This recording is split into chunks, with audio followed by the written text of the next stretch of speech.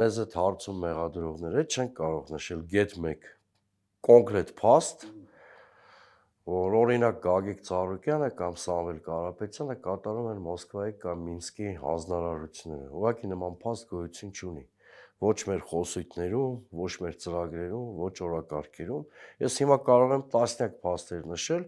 որ Նիկոլ Փաշինյանը Ալիևի երջանիկ վասալն է։ Այսինքն համեմատությունները բացարձակապես տեղին չեն։ Եթե մենք որպես քաղաքական ուժ կարևորում ենք ռուսական ստրատեգիական դաշնակցությունը, դա չի նշանակում, որ մենք Ռուսաստանի կամակատարն ենք կամ վասալն ենք։ Դա շատ նորմալ է, որ որևէ քաղաքական ուժ արտաքին քաղաքական առաջնահերթությունների մեջ, օրինակ մենք Եվրամիության հետ դիալոգն ենք կարևորում, բայց դա տեղի չպիտի ունենա հայ-ռուսական դաշնակցային հարաբերությունների հաշվին։ Այսինքն մենք Նիկոլ Փաշինյանին շատ կոնկրետ բանի մեջ ենք մեղադրում, որ ինքը Ալիևի պահանջով Հայաստանի ներքաղաքական կյանքի մոդերացիա է ստանձնել։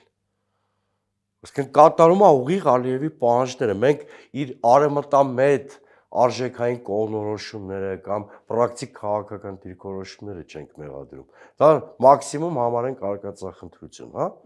Մենք մեղադրում ենք, որ Բաքվում նստած մշակում են Հայաստանի ներքին կյանքը։ Եկեղեցու դեմ պայքարը, սահմանադրական փոփոխությունները։ Խնդրեմ, թող իշխանությունը մի օրինակ բերի,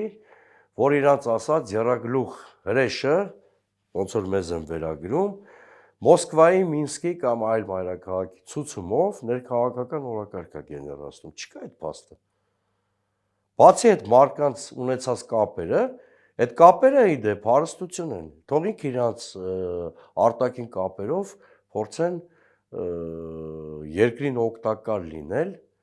Արտաքին կապերը ինքնին հարստություն են, եթե վասալիտետի տրամաբանության մեջ չեն։